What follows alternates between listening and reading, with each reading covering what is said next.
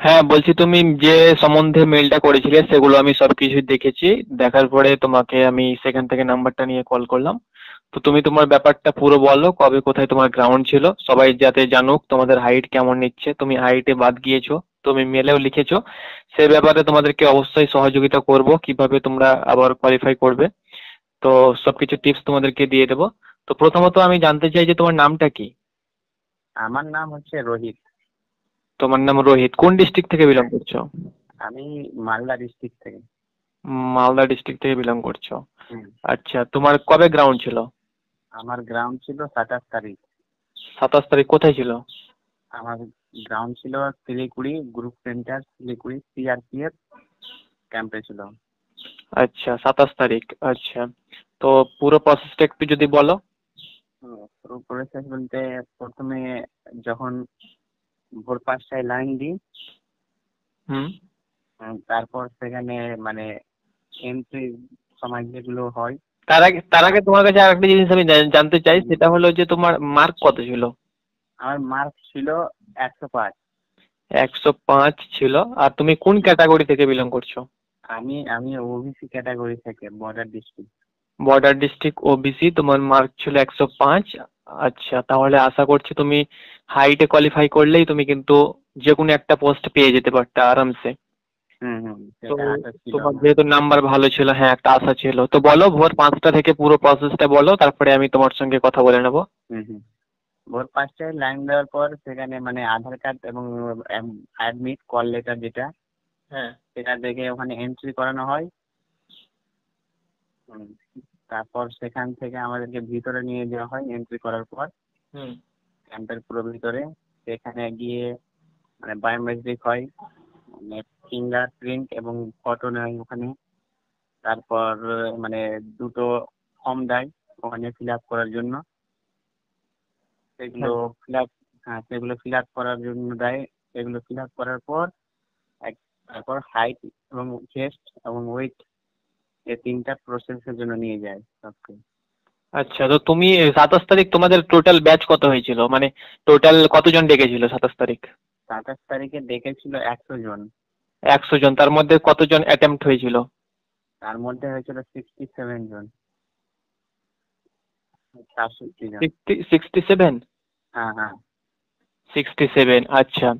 এত কম তো তার মধ্যে, মানে টোটাল হাইট মেজারমেন্ট এগুলো হবার পরে কতজন কোয়ালিফাই করেছিল, মানে দৌড়ের হ্যাঁ, জন্য কোয়ালিফাই দৌড়ের করেছিল? জন্য দৌড়ের জন্য করেছিল প্রায় 53 জন।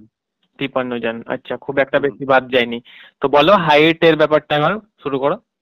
হ্যাঁ, তো হাইটের ব্যাপারটা হচ্ছে যে কি, ওখানে 14 জনকে বাদ দেওয়া হয়েছিল, তো প্রত্যেকটাই হাইটে। আচ্ছা আচ্ছা, এক, যতজন বাদ গিয়েছিল হাইটেই বাদ গিয়েছিল। হ্যাঁ হ্যাঁ, একটা আচ্ছা ক্যান্ডিডেট ছিল শুধু, তাকে চেস্টে বাদ দেওয়া হয়েছিল, বাকি 14 জনকে ওই হাইটে বাদ দেওয়া হয়েছিল। আচ্ছা, আচ্ছা, মানে হাইট খুব কড়াকড়ি। হুম হুম। তো তোমার হাইট কত ছিল?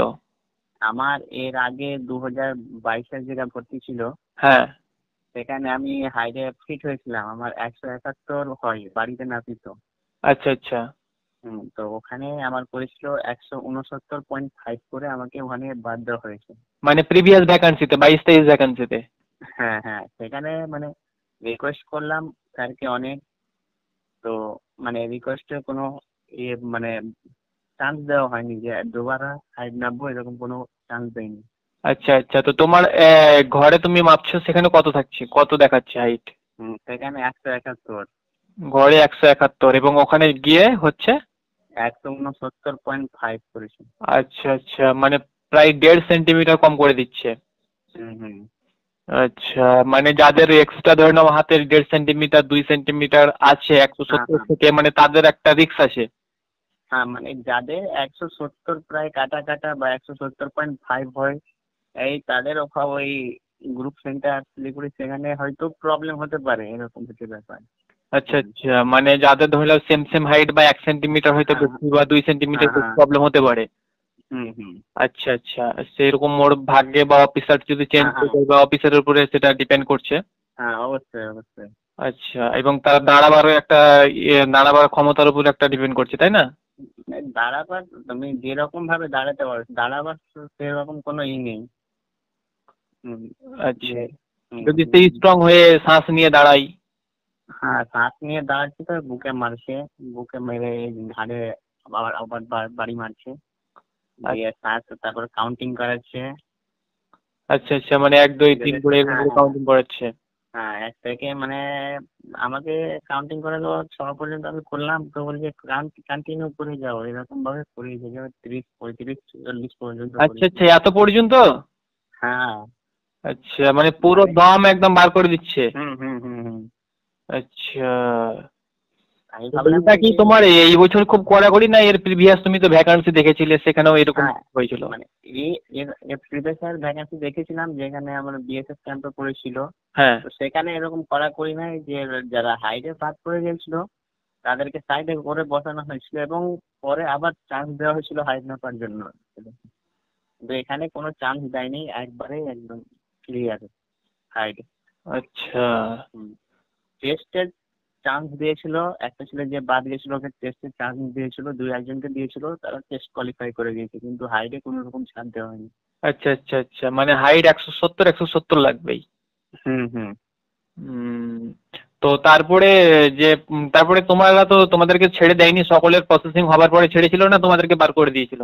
না না, আমাদেরকে বের করে দিয়েছিল, যেগুলো ক্যান্ডিডেট হয়েছিল হাইট টেস্ট ফিক্স হয়ে গেছিল, হ্যাঁ। তাদেরকে রান করতে নিয়ে যাওয়ায় পরে পরেই আমাদেরকে ছেড়ে দিয়েছিল ওখান আচ্ছা থেকে। আচ্ছা, মানে ওদেরকে নিয়ে যাচ্ছে একদিকে, তোমাদেরকে একদিকে ছেড়ে দিচ্ছে। হ্যাঁ হ্যাঁ, আমাদের একদিক দিয়ে বের করে দিয়েছিল। ও আচ্ছা, তো মিনিমাম তোমার আইডিয়া হিসাবে সেদিন কতজন কোয়ালিফাই করবে? প্রায় ওই 30 থেকে 35-এর মধ্যে, রানিং 30 কোয়ালিফাই জনের করতে মধ্যে। হবে? হ্যাঁ হ্যাঁ। আচ্ছা। আর রানিং রানিং কখন থেকে করাতে লাগছে সময়টা? রানিং প্রায় আমাদের হয়েছিল সেদিনকে 10:30 বেজে গিয়েছিল। 10:30 বেজে গিয়েছিল, তো এত তোমার 5টার সময় ভরছে, তারপরে ওখানে ডিলে হচ্ছে কেন, তো কি করছে ওখানে? ওখানে মানে প্রথমেই কাগজ দিচ্ছে, ফর্ম দিচ্ছে দুটো করে, হ্যাঁ। এগুলো ফর্ম ফিল আপ করিয়ে বায়োমেট্রিক করাতে করাতে একটু সময় লেগে যাচ্ছে। আচ্ছা আচ্ছা, 4 5 ঘন্টা লেগে যাচ্ছে? হ্যাঁ, মানে বায়োমেট্রিক করাতে যেটুকু সময় লাগে সেটুকুই, এক্সট্রা কোনো সময় লাগে না। আচ্ছা, বুঝতে পারছি।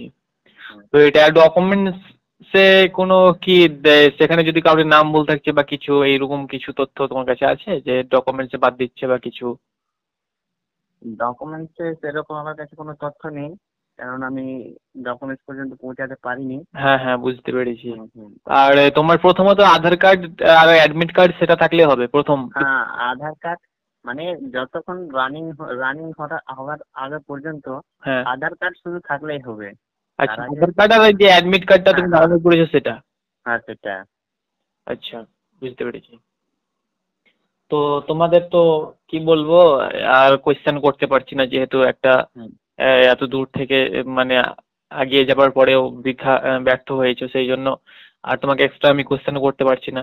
তো হুম। যাই হোক না কেন, মন খারাপ করার কোনো কারণ নেই, নেক্সট এর জন্য প্রিপারেশন নাও, নেক্সট ভ্যাকেন্সিতে হ্যাঁ হ্যাঁ পর কি হয় না হয়।